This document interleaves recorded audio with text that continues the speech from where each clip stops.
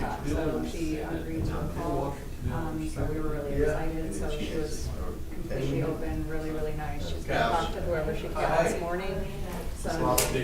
Yeah, and we have over 500 emails. Well, they've gotten better. Hold on, let me put this down. Are you with the head? Oh my goodness, you're sweet. What I need to send another second to him. I have received this sort of. The CBD pump? Okay. Just to let you know, we didn't speak the last time. Yeah, so Technically, we could name We're down. because it says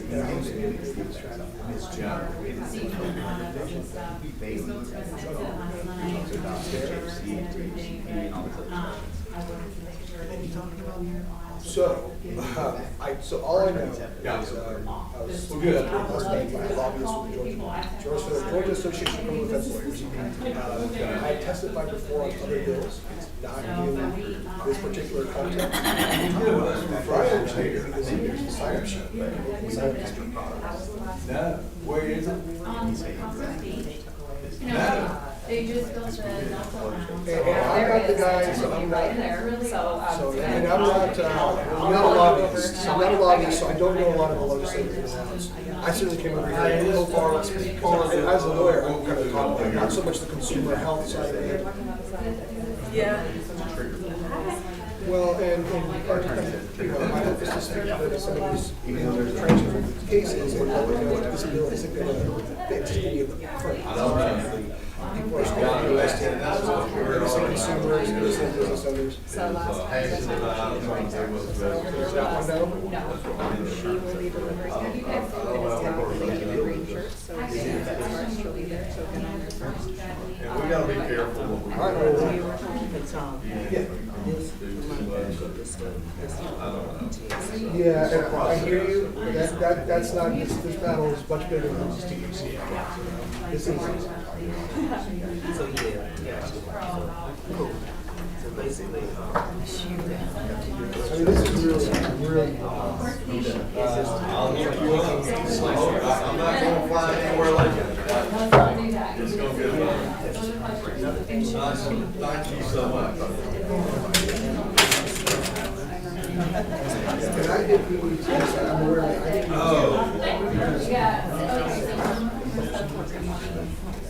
But I hear you, but this is not the, my point is we gotta address this. So.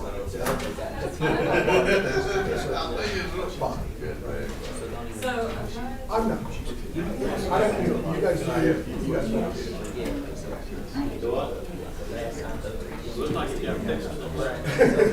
Well, this is gonna be a little, I mean, this is.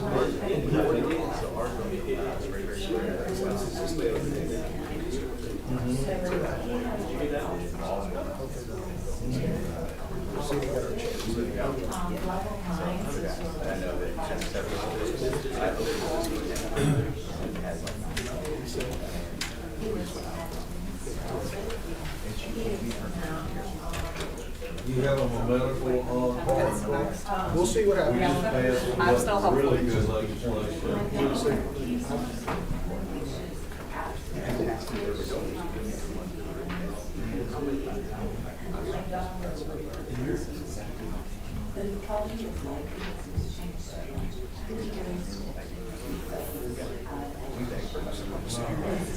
It's okay if we sit on this road? Yes, of course. Like I said, if she's gonna bring it, it's gonna be. Sure, yeah. We jumped in last time, but. Well, then, you know. What product?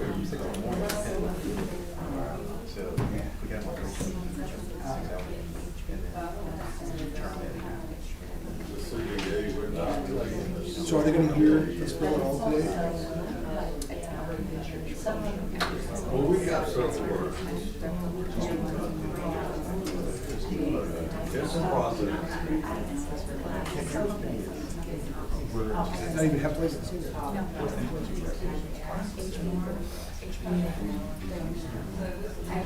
Well, thanks for taking Well, it goes to show they can't pass it transparently. fish rod. That's why I'm a lawyer, not a lobbyist. Oh, I know, trust me, that's. Put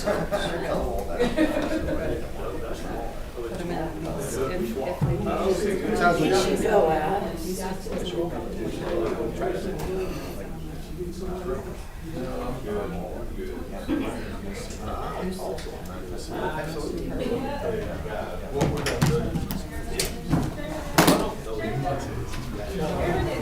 How are you? Good, are you? Jamie? That's my wife's there. Yeah. Your CBD. Thanks for saying that. Absolutely. Good to see you. Just wondering what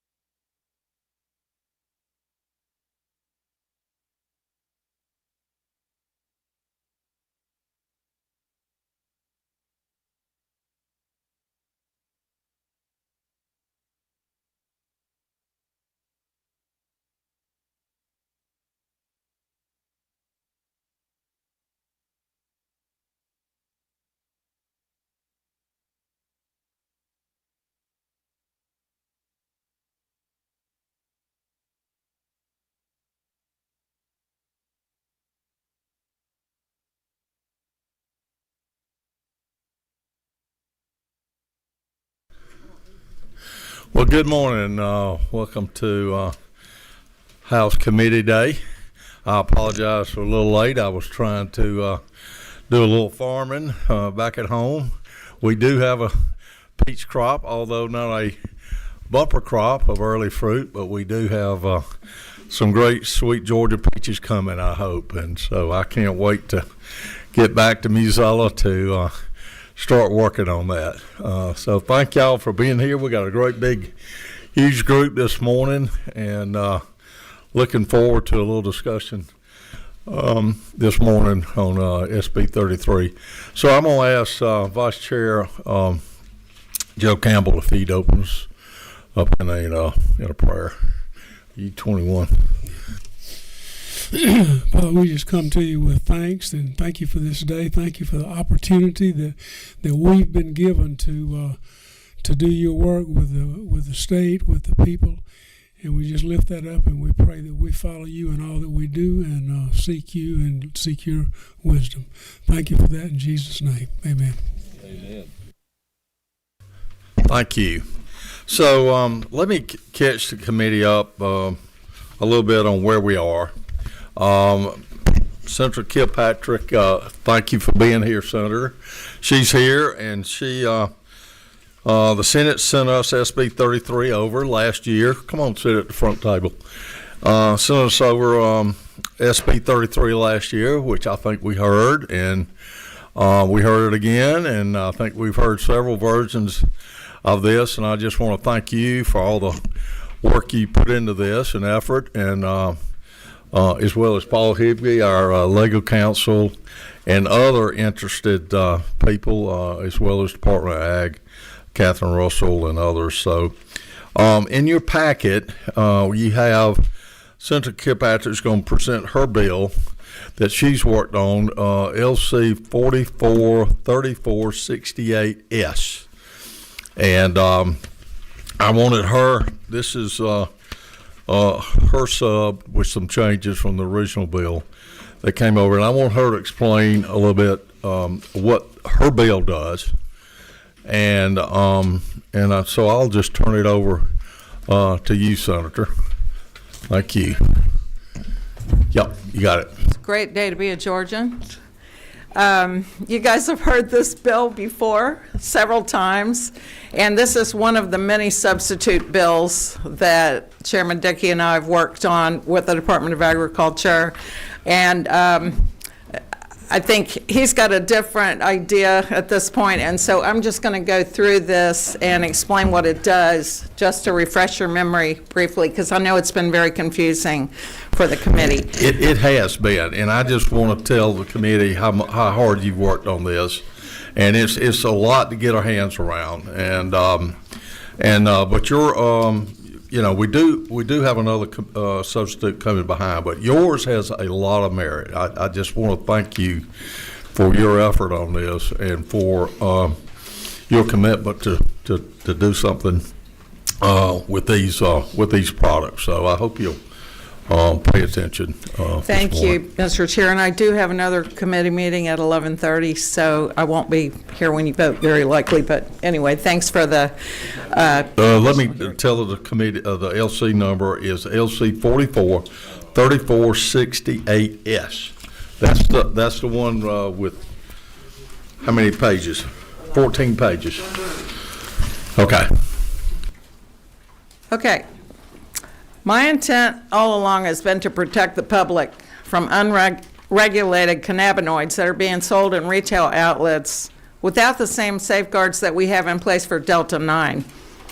And these are things like Delta 8, Delta 10, and many synthetics like HHC. There are dozens of these products. The bill changed this session from last year. We didn't end up voting the bill out of this committee last year because it got very sciencey and we were running out of time. So in the meantime, the federal government prohibited intoxicating cannabinoids like the ones we're talking about above 0.3% by dry weight and above 0.4 milligrams per container. This was passed in the Continuing Appropriations Act, which was signed November 12th of 2025. Enforcement is scheduled to begin in November of this year, November 12th, 2026. Delta 8 and many other cannabinoids exist in trace amounts in the plant, but not at a level that would be intoxicating without chemical enhancement. So what a lot of these products have a little bit of the product from the plant, but then they're treated with a chemical process to make them stronger. CBD products fall under the lower level, so they're not really involved with this conversation. This bill does several things. It tracks the federal language so that our state law enforcement can enforce the limits. It allows for the destruction of non-compliant products. And the one thing that doesn't go along with the federal bill, I added vapes if they're above the limit. It also instructs the department to promulgate rules within 90 days of the federal rules being released, and the effective date of the bill is January 1st of 2027. I understand there have been some concerns from the department about their ability to enforce and test and so on, and so there is a substitute that the chairman will present, and I'll turn it over to him. Thank you, Senator. Are there any questions from the senator on her bill? Now's the time. I think she did a pretty good job of explaining where we are. Representative Reese. Thank you, Mr. Chairman, and thank you, Senator, for your chairwoman, for your presenting this bill. Just a question of clarity, because we have talked about this so much and things are beginning to run together. I think one of my colleagues here last meeting talked about the enforcement of the federal act as if we were not sure if it was actually about to go into effect, and that colleague very wisely said that we may want to wait because we don't want to do something that may be outside of federal compliance, and then we got to come back in and rush and redo it. And I think it was this wise lady right here, my colleague, Representative Camp. Can you just clarify that for me? Because right now things are kind of running together, and I just want to make sure I'm in the right mind frame. Sure. The bill is currently in effect, and enforcement is scheduled to start in November. As I said, there are some attempts to delay the effective date, and there's also one bill to try to repeal the amendments. My understanding is that none of those are actively moving forward at this time, so I think we have to be ready as a state to enforce the law if it stays in effect in November, and we won't be back here till January. Any other questions of the senator? The committee's mighty quiet. No, here to go. Representative Carter. Thank you, Chairman. Senator, I guess my question kind of the same lines of my colleague here. Can you show me specifically, because I understand there's some language that will address what's the federal government that we know they've already passed, and then there are some things in here that are subject to. Can you just walk us through the specifics of what would bring us currently in compliance and what is future planned based on some? Well, right now there's at the state level no limits in place for anything other than Delta 9. So in other words, Delta 8, Delta 10, all that's completely unregulated.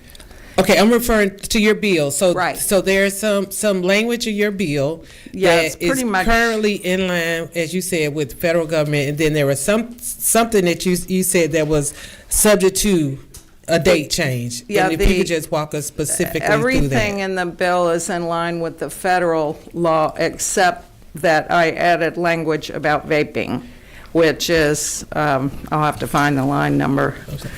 But everything else, it all comes back to the 0.3% by dry weight and the 0.4 milligrams per container. That's the federal law, and that's what's in the bill.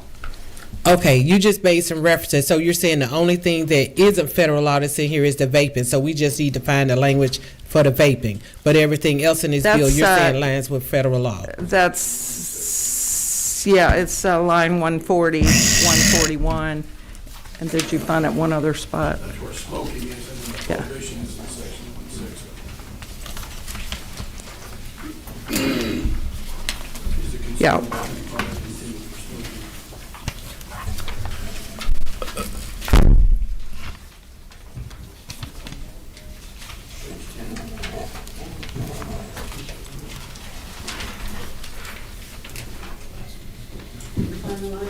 Oh, yeah, that's in line 226. So your bill also, really is doing away with a vast variety of intoxicating cannabinoids. Exactly. All of them, really. Right. Yeah. Representative Willis. Thank you, Mr. Chairman. Good morning. And thank you for your diligence. So dovetailing off what the chairman just asked, I'm noticing that the amended language, we've taken out Delta 9 because Delta 9 now has regulations, correct? So now- Correct. It just strikes Delta 9. Every place it says Delta 9, now it says THC. And THCA in some parts, Yes. right? Which, and I know that there are a multitude of cannabinoids outside of Delta 9 because hemp is so vast. So Delta 9 has its regulations. This is just a drill down pedestrian language about it, just for comprehension. Delta 9 has its regulations. Your intent is to bring regulations around the other intoxicating cannabinoids that are at 0.3 or above %, right? Correct. Okay.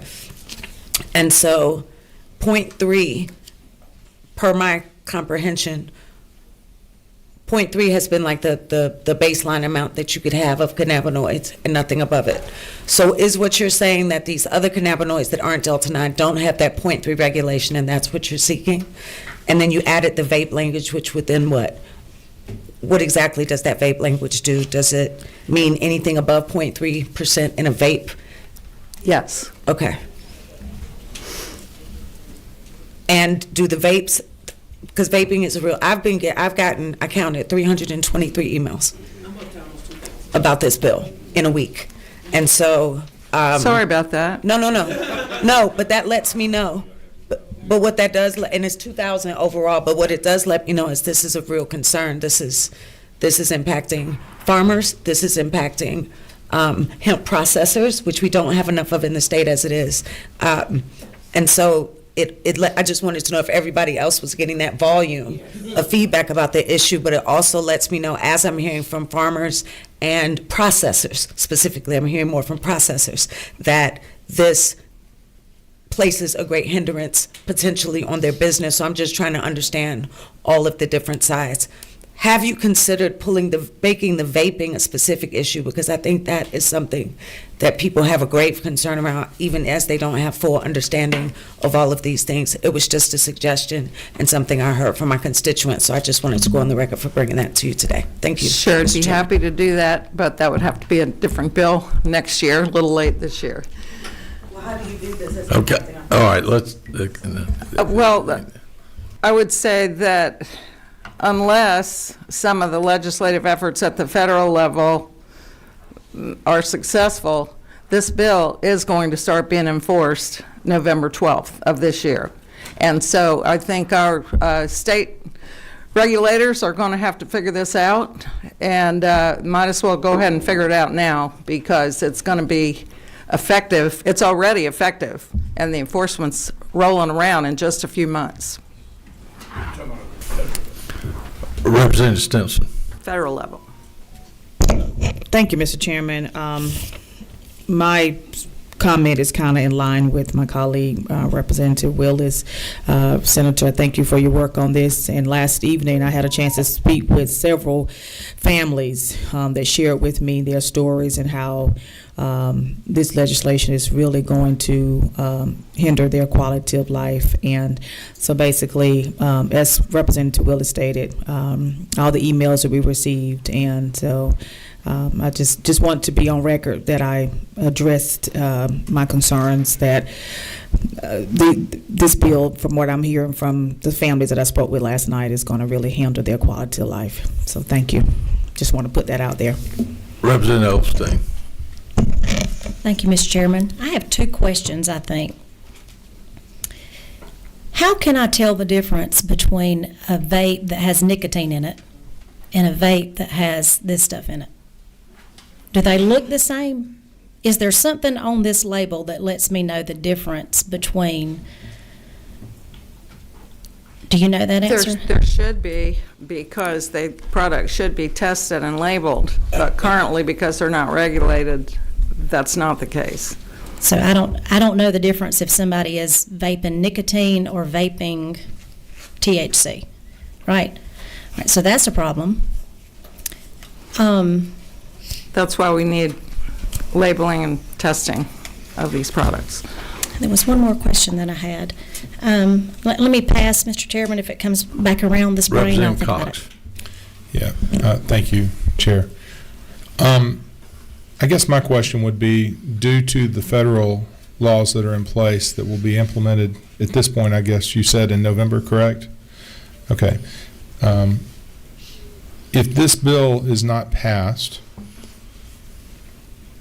how does that position the state of Georgia in executing what the federal law is requiring? Well, currently, my understanding is that federal law enforcement would be accountable for enforcing the federal law, just like any other law that involves federal law enforcement.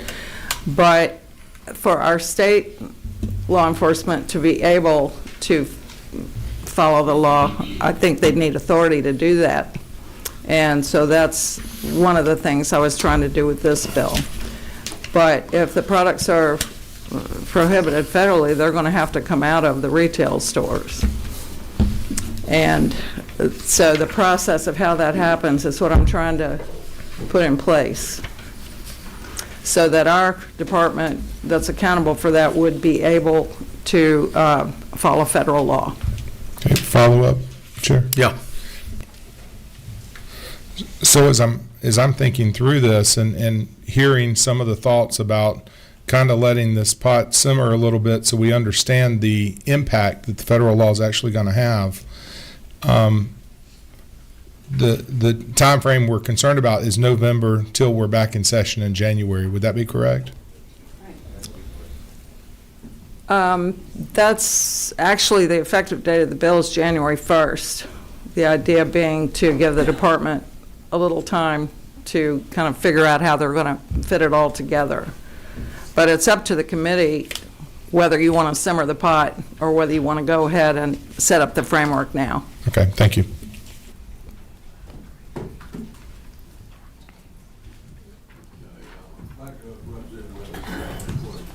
Thank you, Mr. Chair. Just a follow-up question, if I may. Madam Senator, so is it November or January, the enforceable date? I'm hearing 2 days now. The federal enforcement date is November 12th of this year. Okay. And then what was the January date that was referenced? That's the effective date of the bill. Effective date of the bill. Okay.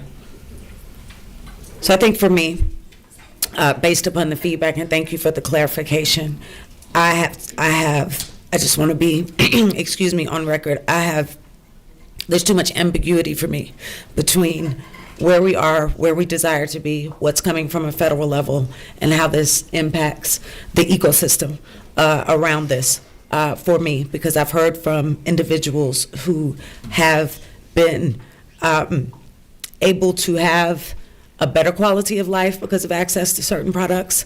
I've heard from processors. I'm just hearing throughout the ecosystem. So for me, I'm unable to hear enough clarification around the issues that we've had to see what we gain from waiting a little longer to get more robust information when it's only a few months between the implementation of the federal law and our start date. But I do appreciate the edification of the bill. I'm just still uncertain. Thank you.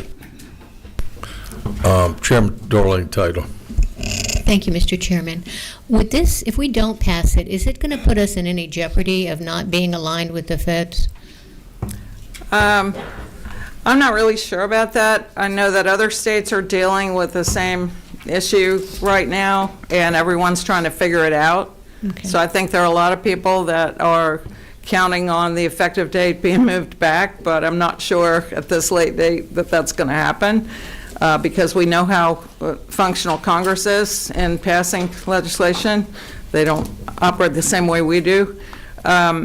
So I am somewhat concerned about that, but federal law enforcement would certainly already have the authority to enforce. It would, their laws would supersede ours, but I want to make sure that it does not, if we don't fix this, is it going to jeopardize ag grants or law enforcement or getting us out of alignment with the federal government? That's my concern. Thank you. All right, I know you have to go, and you got one more. So I think that's the end of our questions. Thank you for being here. Thank you again for the work on this and trying to help our state get a handle around these products. I know in an effort to legalize hemp was great intentions, but with that, I know a lot of processors have worked around that and have these intoxicating products out there. I think the CBD is very well received. It's the THC, I think, that you're really trying to address with a lot of this bill and the workaround that many have done. So thank you for this. I thank you, for the committee, for your questions and concerns. Anything else you'd like to say? I was just going to say that my whole reason for tackling this several years ago was because of the danger to the public that's represented by substances that are not treated in the same way, tested and labeled in the same way as our Delta-9 products. And as I said the last time I talked to you all, there are people being hurt. The FDA has sent warning letters. There are toddlers ending up in the ICU, and that is the entire reason that I tackle this. I'm not trying to put anybody out of business. If their business model is in jeopardy, that is coming from the federal level at this point. And obviously, the will of the committee, you guys do what you need to do, and we'll talk more later. Thank you very much. Thank you for your time, Senator. Appreciate it very much. Okay. Heard that. In the meantime, in your packet, I'd like to present LC 443559S. That's the 7-page committee substitute that I've worked with Lead Council and the Department of Ag. Catherine Russell, I think. Catherine, are you here? Yeah, there you are. But I'd like to take a minute to go through here. This is does a little less than what the previous bill did, and I'll let Catherine a little bit more expertise on some of this than I am. I'm not an attorney, and as y'all see, a lot of this stuff can get very technical, and you want to come to the but in essence, big picture, which I am kind of a person, we're tackling the synthetic cannabinoids that the processors really found a loophole, in my opinion, to get around and getting away from the hemp-based products that were intended. And so this bill really tackles the synthetic cannabinoids, and Section 1.2 also gives the commissioner some enforcement power to confiscate things, these products that he doesn't have now. By the way, the commissioner, in my opinion, is doing a great job with the regulation of all these products that are out there now. I think he's talked to this committee before about his limited budget, but great law enforcement group that are going out looking and making sure products are labeled. You talked to previously about the labeling of things and getting a handle on what is out there. But this bill would further restrict some of these products out there, not all, but the synthetic produced products out there. And Catherine, would you give a committee a little more details on this substitute bill. Certainly happy to. Good morning, committee. Happy to be before you to talk about hemp again today. So I can walk you through some of the high points of the substitute in front of you. Is that better? Okay, apologies. So some of the roadblocks that we've been running into when we're considering what we can and can't regulate with hemp products are our ability, and not just the departments, but all testing facilities' ability to actually test for and measure some of the cannabinoids that have been mentioned. And so if you guys may remember last year, one of the concerns that I had is that if we created a list of all the things that we know about, that we are essentially pushing people, market consumers, to the fringe. Because what we're seeing is we're seeing the industry take synthetic cannabinoids or take other chemicals and alter them, and it's like whack-a-mole. There's a new chemical that has an intoxicating effect that's being created constantly. And so if my concern before was that if we focus on what we know about right now, we're pushing everybody out to the fringes. And so this bill takes the opposite approach, which is it looks at the different categories that we have of cannabinoids right now, which seems to be what the feds are looking at and people are considering. You've got your naturally occurring organic ones that occur in the plant on their own. You've got a category that occur in nature, but maybe like your Delta 8 and your Delta 10. You can find those in the plants. You can also find synthetic versions of those, but they are a compound that occurs in nature. And then you go to kind of the outside, and you've got compounds like HHC that doesn't occur anywhere, and that you could argue is not tied to the hemp plant to begin with. So this bill really targets those far outliers that, and by definition, we've defined them as cannabinoids not capable of being naturally produced by the cannabis sativa L plant. So we're looking at something that has no attachment to the cannabis plant, and that is being treated like a synthetic drug. So, in doing so, it's listed under the restricted dangerous drugs in title, if you look on page 6, in title 161371, and then it has a penalties schedule that matches what you would see in this obviously can be massaged because you guys are the policy decision makers, but something to start with, this would be what you could find for potentially other synthetic drugs that were created for the sole purpose of having an intoxicating effect that aren't being reviewed by FDA in any capacity and are just kind of on the fringes. Thank you. Excuse me. Who's 18? Representative Carter. Thank you. Okay. I'm just going to be honest.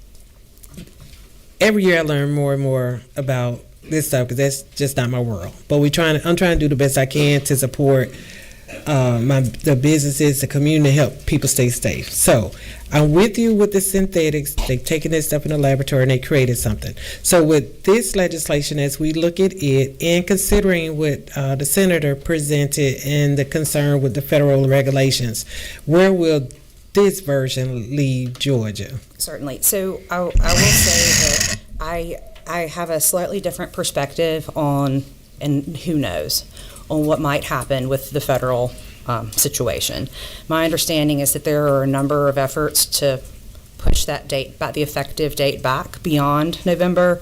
There are some to completely clear it. I think if you can look at what Congress might do, but I think in addition to that, I don't see a world where we don't have a lawsuit and there's a stay while they work that out. So I wouldn't be surprised, and I think it's probably prudent to plan for there being a delay there.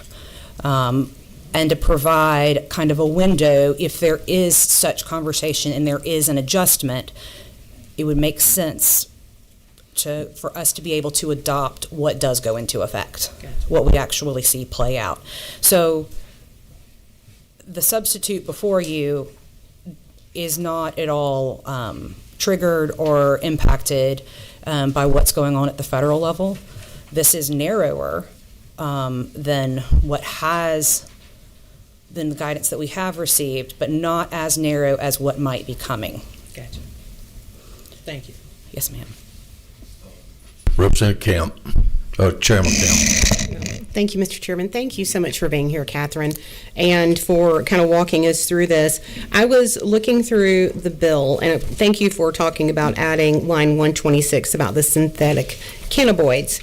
I can never say the word. Cannabinoids. There we go. So it looks like this would certainly enable, going back to lines 91 through 93, enable the commissioner, the commission, agents, sheriff's departments, deputies, if they believe there is a product that is in violation of law, this would allow them to come and confiscate that particular thing. Is that correct? Yes, ma'am. But it doesn't stop the selling of hemp products throughout the state that are under the legal limit. That's correct. Thank you. Representative Cox. Thanks for giving us this explanation and working with us in the study committee this past summer. I appreciate all that y'all offered, and thankful about the synthetic part, because that was a piece that we learned a lot, I think, and very thankful for what is included. My question is section 1-2, and it's giving lines 27 down is basically giving enforcement and how things can be done. Do we have any estimate on how much additional support we're needing to do this, and then what's the cost going to be associated to fulfilling what section 1.1-2 is putting in place? So admittedly, I did not come prepared with a number for that. I will tell you that our law enforcement currently needs more, our law enforcement division currently needs more support. So anything that could be offered we would greatly appreciate. And I'll go back to my team and see if we can come up with a more specific number for you. So there would be a fiscal note probably associated to this, I'm guessing? I think it's going to be hard. I don't know how we would estimate the number of synthetic products that we would pull, because we haven't been monitoring that up to this point. We could always come up with something. Okay. I would just, I like to present information that's I understand. Based on data. All right, thank you. Representative Leverett.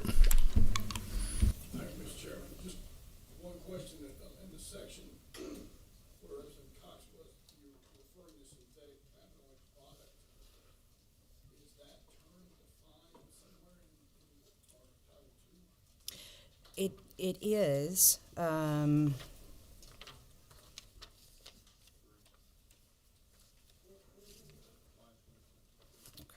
think I'm missing a page. Synthetic cannabinoid is defined. Synthetic cannabinoid product is not.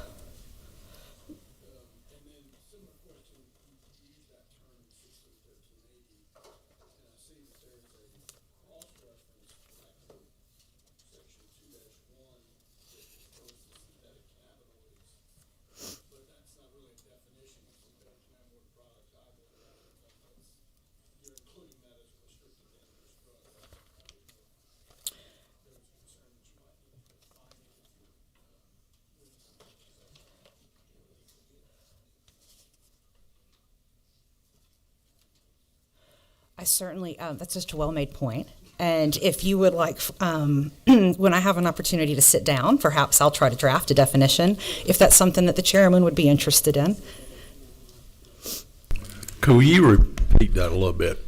Let me make sure I understand what you're saying. It was just really more of able to opine as to whether it's necessary. Excuse me.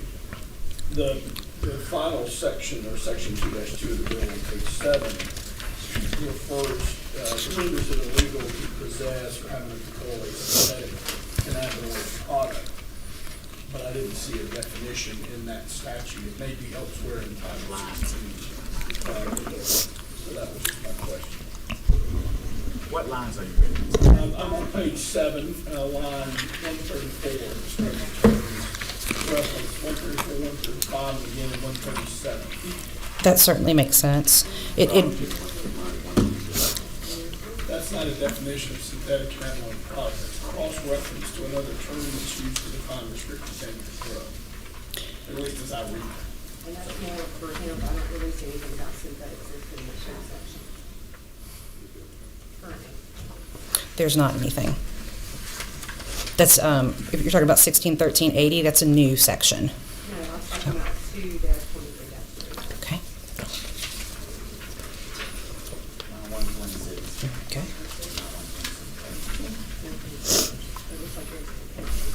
That's not a definition of synthetic cannabinoid product. It includes synthetic cannabinoids as a restricted dangerous drug. Technically, that seems to be. So that was, it may be it's not necessary to define. Well, I think it's a well-made point that a term of art, that synthetic cannabinoid product perhaps needs to be a term of art to be listed in the dangerous drug section. I certainly understand that perspective. I think I probably can draft something quickly. Maybe I can try working with legislative counsel and present that if you are interested in hearing from another person who has to give testimony. Yeah. Can you? Okay.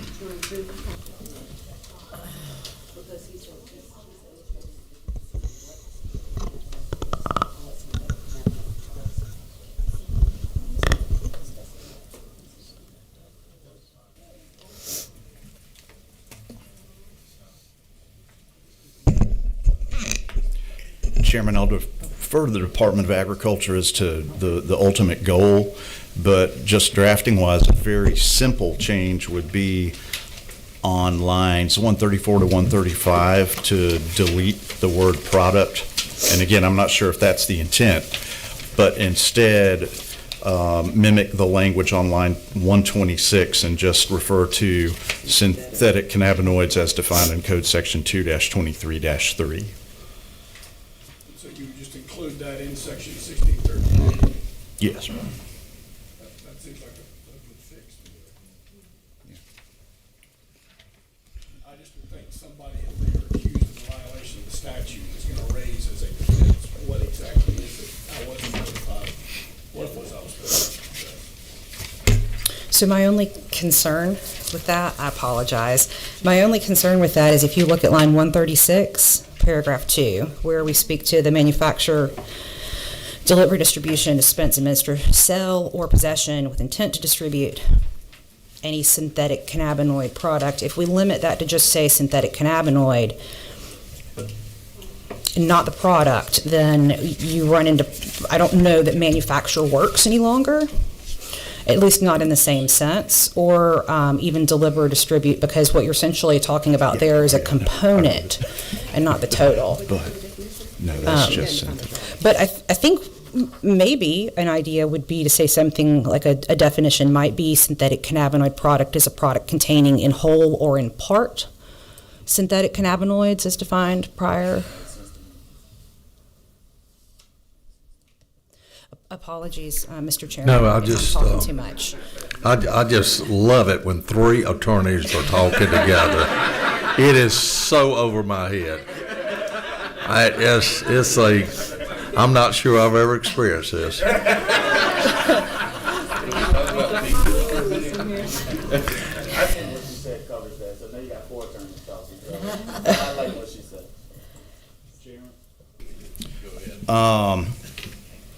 Sorry, Chairman, I was just getting a copy of the whole chapter to take a look at. So the defined term hemp products, which is already in code, all products with a total delta 9 THC concentration that does not exceed the legal limit that are derived from or made by processing hemp plants or plant parts and that are prepared in a form available for commercial sale. I wonder if we maybe could cannibalize that.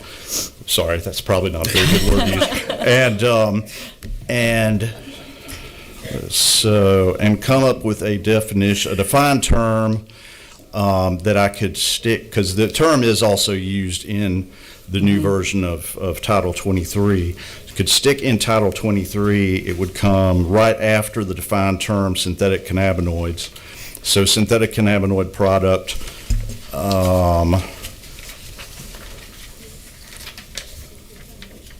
all products containing synthetic cannabinoids, all products that are derived from, made by, or contain, or, do you have a copy of this in front of you? I don't. By processing synthetic cannabinoids and that are prepared in a form available for commercial sale, so similar to that defined term, but instead referring back to the defined term that's already in there, synthetic cannabinoids. I think so. I think we can take out all the verbs except containing. Okay, so.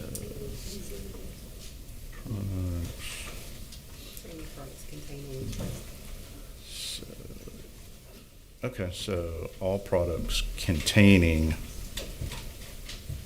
synthetic cannabinoids. Can we say in whole or in part? So if we had like I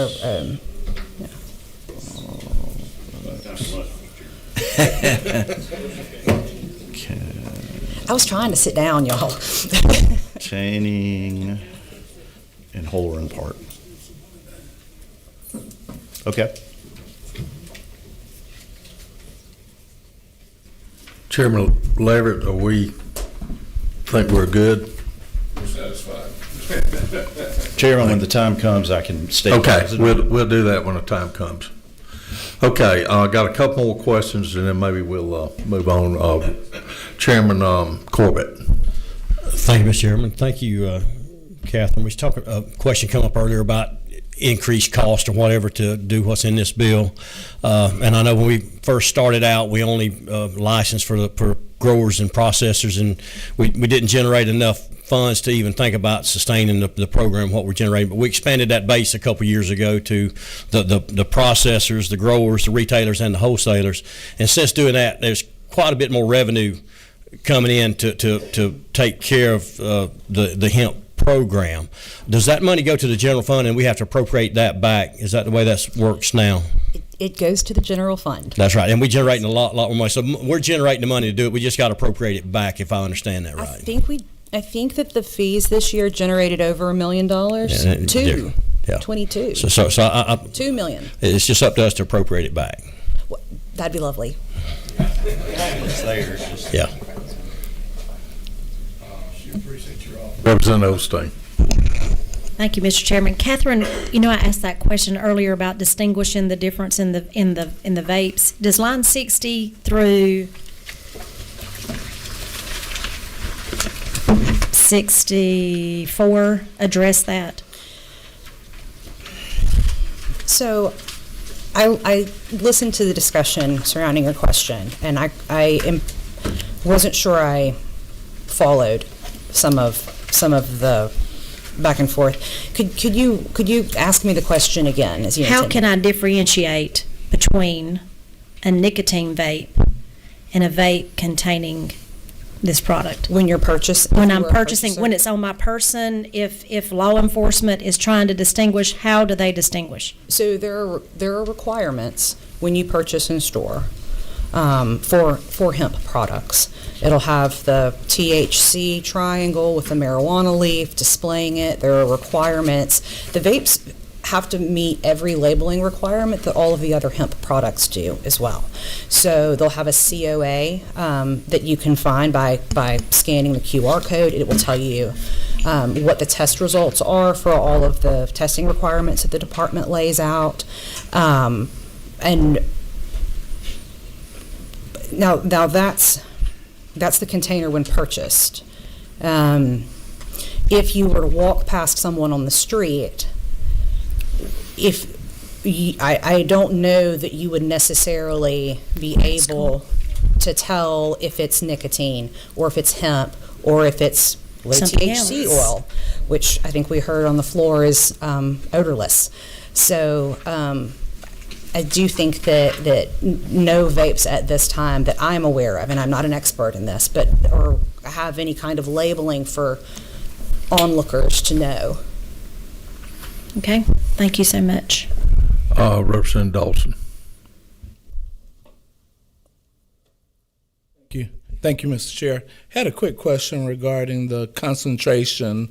Like on line 3, we say the second point that we're providing for limits on the total THC concentration in consumable hemp products. In the first bill, we were talking about that 0.3% concentration, but I don't see that here. It looks like we're moving on line 146 to discuss concentration in terms of aggregate weight. Is that what happened between the two bills? We switched from the 0.3 concentration to now we're having this discussion about aggregate weight of any mixture. Just some clarification there. Thank you. So the measurement in the initial bill, the underlying bill, the 0.3% THC measured on a dry weight basis is the standard with which we are currently measuring Delta 9 THC. And the concept for the underlying bill is that you would aggregate all forms of THC and that cumulatively those could not exceed 0.3%. And that speaks to how intoxicating a hemp product would be.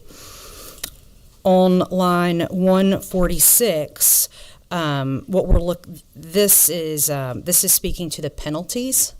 If you were to, they're tiered penalties based on, as with any other drug, on the amount that you're carrying, moving, manufacturing, trafficking. So where do we discuss where do we provide limits on the total THC concentration in this bill? There is not one. Okay. So this bill leaves the Delta 9 threshold where it is, and then instead of adding to that, for looking at different buckets of cannabinoids, it just says this whole bucket is out because we aren't sure what that is. So do we need to strike the tail end of line 3 and the beginning of line 4, or not necessary?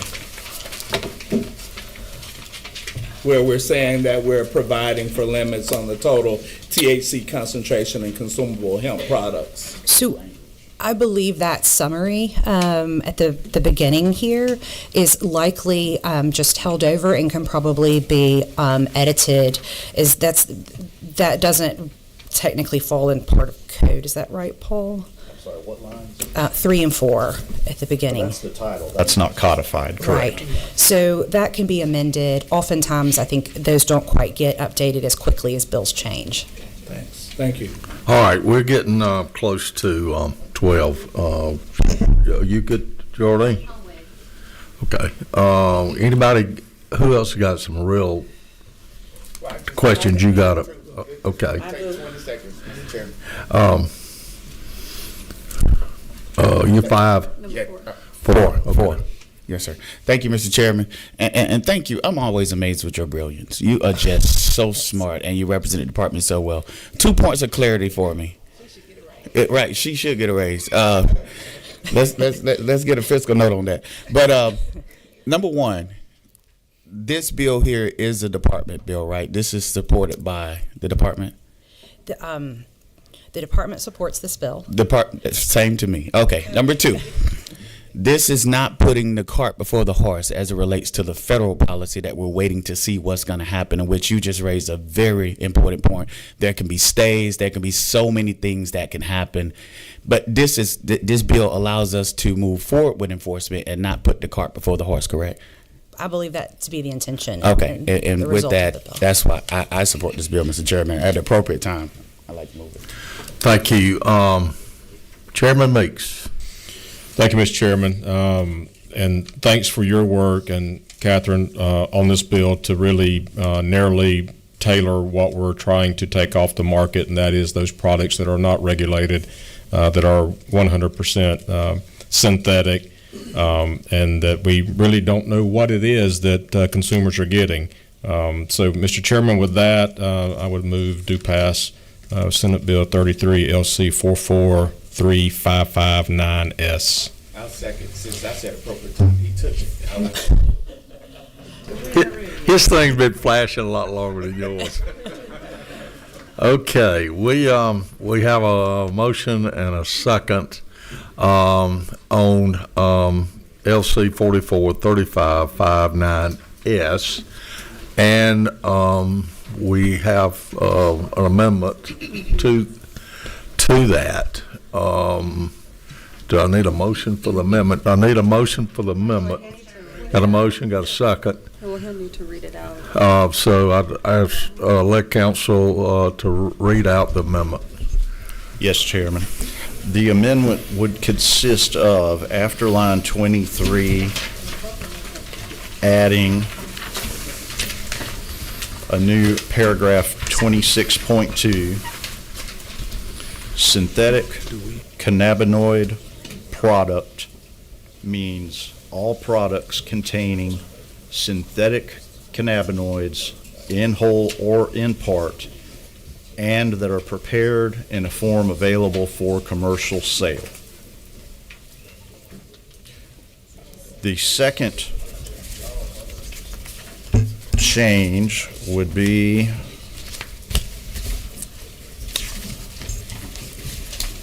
lines 134 and 135, to change it to read any synthetic cannabinoid product as defined in, and I just had it, Code Section 2-23-3, and then make the same change on line 37, any synthetic cannabinoid product as defined in Code Section 2-23-3, and then to make any required conforming non-substantive changes to the rest of the bill. Thank you, Paul. Did everybody understand that? Okay. I trust my attorneys. All right, so we got a motion, a second on those amendments to the bill. Any other questions about those amendments? I mean, corrections, amendments, yeah. I have a question. Yeah. I thought my question was going to be to the bill, but it's to the amendment. Because here's my concern. We just wiped out all synthetics. So we're saying that all synthetics are harmful and it's not going to affect any of these folks that's been texting and emailing us. Because we're wiping out all synthetics. All of them. If it didn't arrive from a hemp plant, I think we got a definition in here, don't we, Catherine, of synthetics? I'm just concerned about the folk, like we were talking earlier about, there are some people that they're in the industry, they've got business, and some of these, I don't use the stuff, so I don't know. But some synthetics, I don't know if some synthetics are not dangerous, but we're saying all synthetics. And I just want the folk to understand what we're doing here. Yes, ma'am. Okay. So what's complicated about referencing synthetics is that people say the same word and mean different things. Mm-hmm. So for this bill, we are not including cannabinoids that you use some kind of process to extract. We're not including those. We are not including products, or we are not including like your Delta 8 THC, which occurs in nature. You can also create that through a synthetic process. We are not addressing those. The majority of products that you see in stores will fall into that category.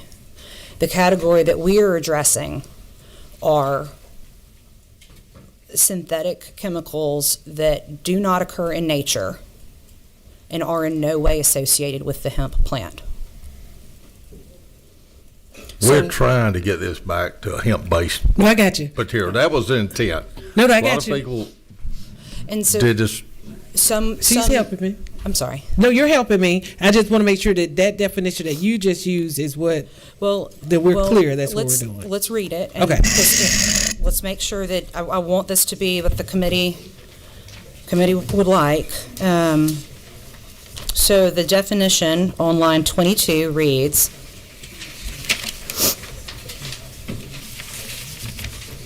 synthetic cannabinoid in this section means a cannabinoid that is not capable of being naturally produced by the cannabis sativa L plant, which is the common reference for cannabis plants. okay, so we got a motion and a second for the substitute to the corrections, Paul. I need a vote on that. Any other questions about that? All in favor say aye. To the amendment, I mean to the committee sub. Amendment to the committee sub. Thank you. Aye. All opposed? Okay, that passes. So now the question to the committee is for LC 443559S committee sub to SB 33. As amended. As amended. Thank you. Any other discussion or questions from the committee?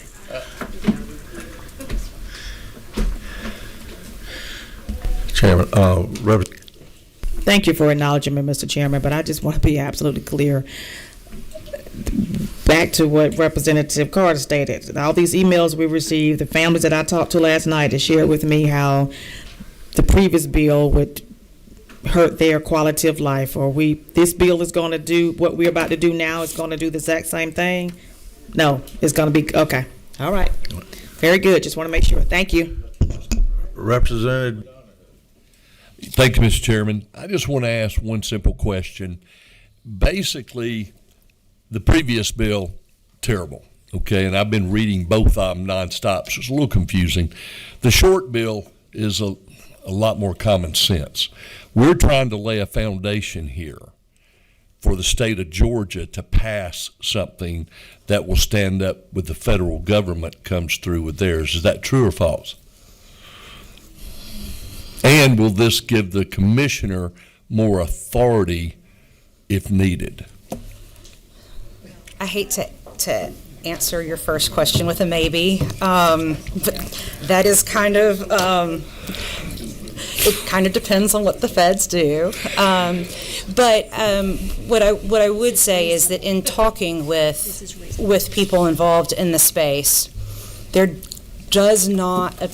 there appears to be a consensus in controlling what chemicals and compounds people are putting in their bodies. Right. And it appears that while some people may have different opinions about synthetics that can naturally occur, you can make the argument that that's similar to Epidiolex, like that's a pharmaceutical drug that's synthetic, but we prescribe it. So there's some differing opinions there, but I haven't heard anyone say that we really need to protect this kind of runaway train of evolving chemicals. And so this appears to me to be, we do try to stay neutral. I know it doesn't appear that way, but we do try to stay neutral and help people come to a similar, where like minds come together. And this seems to be something that we can support, we can enforce, and that people would like. Thank you. Representative Willis, have you got any comment? I do, and I'll be brief, Mr. Chairman, because I know you're sick of me, but thank you so much. I would like to just go on record for clarification for you too, Rep. Stinson. The issues that we've been hearing about for 2013 emails were about this bill. This one, the first one that we discussed. This substitute, and please correct me and clarify for me, this substitute does not, this substitute focuses on synthetics that cannot be naturally produced by the plant, okay? And does not hinder cannabinoids that can naturally be produced by the plant. There's still a certificate of authenticity. I'm sorry, certificate of analysis involved that people have to show what is in the products that they are selling. And those COAs can be scanned, like you said, and you can see what's in it. This focuses on synthetics and creating a framework around a regulatory pattern upon evolving synthetics. Is that appropriate in plain speak? Yes, ma'am. Okay, thank you. Thank you, Representative Willis. Representative Cannon. Call the question, Mr. Chairman. Thank you. So, we're to the question. All in favor of substitute to SB 33 443559S signify by as amended. Thank you. Signify by saying aye. Opposed? Unanimous. Thank you, committee. John, we got lunch. We've got lunch, the Rural Caucus down in the Ag Building. Just a reminder. Thank you, and have a great Ag Week this week.